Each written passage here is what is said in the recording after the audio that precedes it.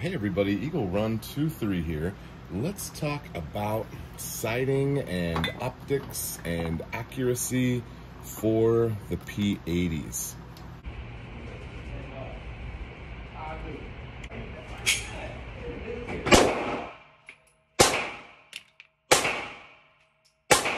Most of these are all the P80s that we've been working on here recently. I've been waiting to do this video. I've had this on my desk for a couple of months, and I just cleaned off my desk and I could not find this. I went through everything. I've been trying to be more organized. It's a lot to keep track of all of these builds and all the parts that are coming in for them. And this has been sitting on my desk because they're, kind of expensive and it's relatively small. So these are some Ameriglo Tritium sights, and I wanted to upgrade a couple of guns because I wasn't happy with the sighting systems that came on some of the more basic builds that we've had. And a lot of these are from P80 Builder, and they just come with this basic rear sight and the front fiber optic. This one doesn't bother me too much. This one has the hollow sun, which we have been playing with. We're going to talk more about specifically the hollow sun because I've had some trouble getting that thing sighted in. And then these, I wish I remembered, but I believe that these white dots are the ones that came on this. They're ones that came with the PSA dagger, I believe. I don't remember if it came assembled or if I put it together, but I really like those. And those are kind of what I was looking for when I got these Tritiums. And then this is the gun that we've recently cleared to be fully capable, full function. I would carry this gun, but I really don't like the optics on here. They're the same ones as these. It's just a basic rear notch. It's a square notch, and then it has the dot. It's the fiber optic color. And then this 17 here has no sights. So my thought was that I would get these for the gun I was going to carry and then move these sights to here. Ultimately, this will have a dot on it, so I probably should do suppressor height so that we can have some sort of co-witness, but I don't really understand how that works because we had some troubles with this one. And I really like the white dots. This is one of my favorite that I feel like I can shoot accurately. So I really like those. Maybe I should see if PSA has more of those for sale by themselves. So these two have the same with the fiber optic. I don't like it. The white ones I do like, and I really like the way that gun shoots. That's that GST9 Mod 1. And then here is the hollow sun. And then this one is also, this is the 17. By the way, I did order a barrel for this. We went stainless steel.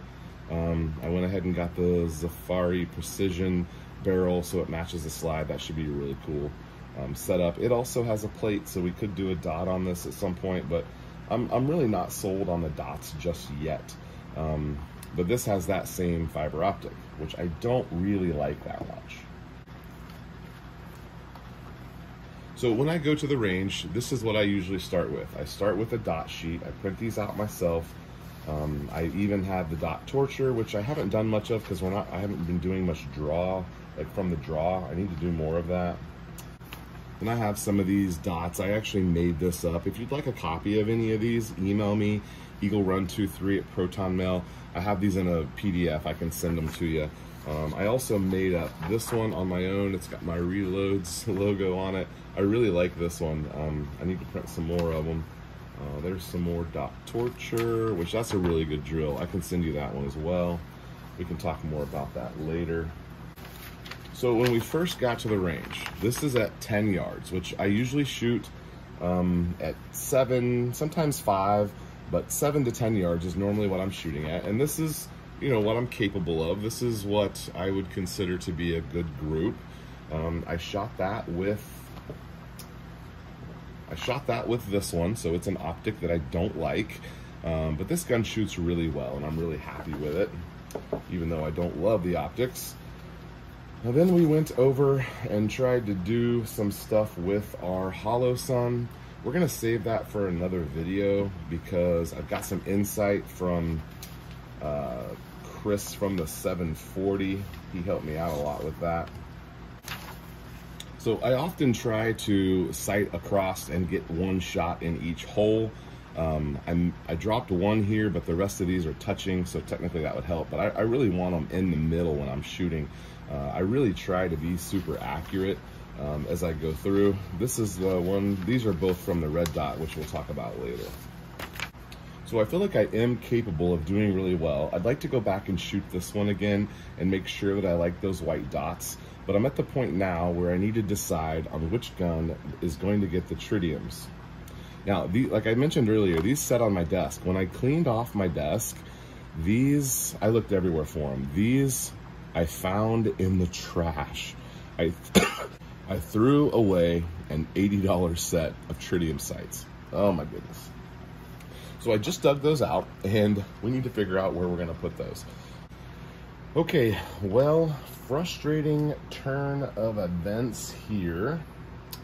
What we decided to do was to leave this one as it is and put the tritium on the FDE. And front sight went on great, and the rear sight is hopelessly stuck. I'm using a drift and a nylon hammer, and I ordered a sight pushing tool 3 or 4 months ago. I don't know if I did a review on it or not, but it was a universal $50–$60 jobber from Amazon, and it was absolute garbage. I sent it back right away, got my money back, all good. It looks like I'm going to have to get some sort of better sight pusher other than just a drift, nylon drift. If I had brass, maybe I would hammer on it, but I don't. It's a really expensive sight, and it's a Cerakoted frame, so I'm just gonna be cautious. It is really stinking cool to see it glow though, and I feel like those white outlines are going to be almost as good as that is. So, to be continued, I think, for now. Oh, I forgot. I also, since I got the one off, I decided I was gonna put it on the 17, and I'm sure the front sight will go on. I might stick it on, but we have somehow stripped this out, and I have a set of metric and standard, relatively high quality, and this is it is stuck and it is stripped, and I think I might have ruined it. So we've made some mistakes tonight. Maybe I can find a set of PSA off of their dagger slides to put on there. That would be great if they sell those, because they might be affordable. I'd really rather not spend another $80 on. This is the tool you need, by the way. It's got a magnet in the end of it, which makes it really nice to suck up your, makes it nice to suck up the end, and then it makes it super simple to put it together. Can't show you this, guys. You're gonna have to use your imagination. For this would have worked too, because this is not even tight. Normally these have to be kind of pressed in a little bit, but looks like this design relies on the set screw to put tension on it. So I'm not above tapping that out to something bigger and putting a different set screw in it. That's something I can do. I'm not opposed to that. So this might not be a complete loss, but I don't love this sight anyway.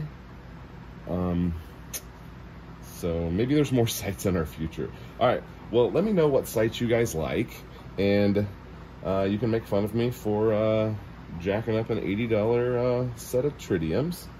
And I guess that's gonna do it for this. Is gonna be to be continued. I think I'm gonna order in a really nice gunsmith grade from Midway or Brownells, and I bet we can rectify this. I've got some oil in it, so it's soaking. Anyway, all right. Failure tonight, boys. All right, we'll see you next time. Thanks for watching.